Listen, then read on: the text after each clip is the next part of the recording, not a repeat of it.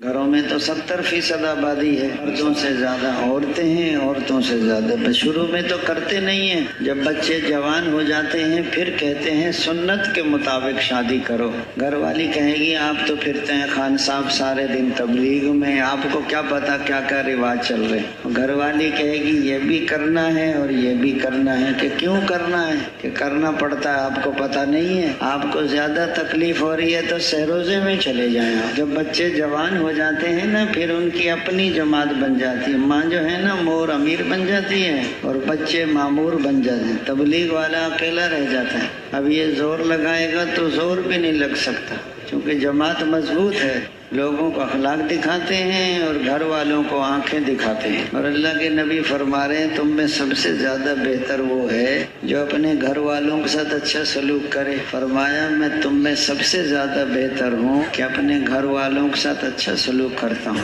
عائشہ نرمی کو اختیار کرو کہ نرمی انسان کے اندر زینت پیدا کرتی ہے، اور سختی سے بچو کہ سختی انسان کو عیبدار کر دیتی۔ اللہ تعالیٰ اس شخص سے نفرت کرتا ہے جو سخت مزاج ہو، زیادہ کھانے والا ہو، بازاروں میں چیخنے والا ہو، رات کو مردے کی طرح پڑا سوتا رہتا ہو اور دن کو گدھے کی طرح دنیاوی کاموں میں پھنسا رہتا ہو، دنیاوی معاملات کا جاننے والا ہو اور آخرت کے امور میں بالکل جاہل ہو۔ اللہ کو نرمی پسند ہے۔ حضرت محمد صلی اللہ علیہ وسلم اگر آپ نرم نہ ہوتے تو یہ صحابہ کرام آپ سے نہ جڑتے، آپ کو چھوڑ کر چلے جاتے۔ نرمی کریں، مشورہ کریں، درگزر کریں اور ان کے لیے استغفار کریں۔ تو گھروں کے بارے میں تو 70% آبادی گھروں میں ہے۔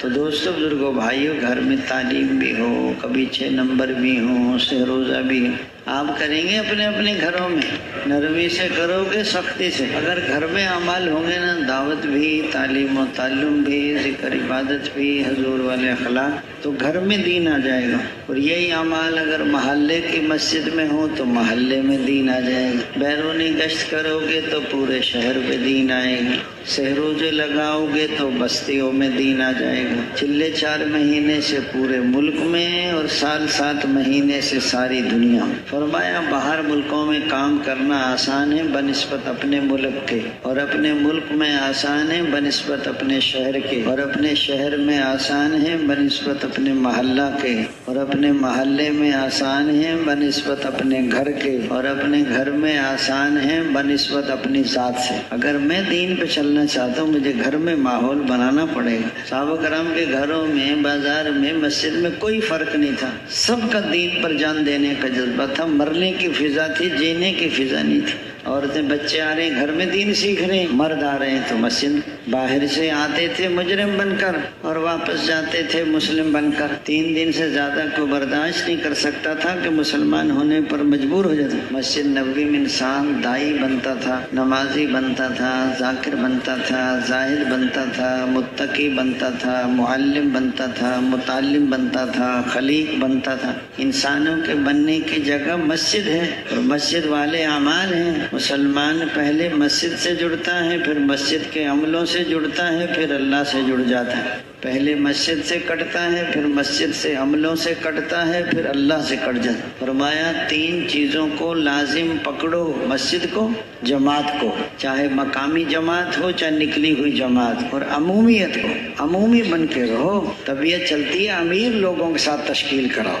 دوستو بزرگوں بھائیوں، گاؤں بستی میں رہتا تھا، اتنا غلط یقین نہیں تھا۔ جب ضرورت پڑتی تھی اللہ تعالیٰ سے رو رو کے مانگتا تھا۔ تبلیغ میں نکلا، بڑے لوگوں سے تعلقات بنا لیے، دوستیاں لگا لی۔ پہلے اللہ سے مانگتا تھا، اب لوگوں سے مانگتا آیا تھا۔ یہ مکھیوں سے شہد لینے کے لیے، شہد تو لے نہیں سکا، مکھیوں نے اور کاٹ لیا، موٹا ہو کر جا رہا ہے۔ تبلیغ میں بنتا بھی ہے اور صحیح نہ چلے تو بگڑتا بھی ہے۔ ہاں جی، کہتے ہیں کسی کا پتہ نہ لو، نہ کال سے اور نہ حال سے اور نہ چال سے، نہ صورت سوال سے۔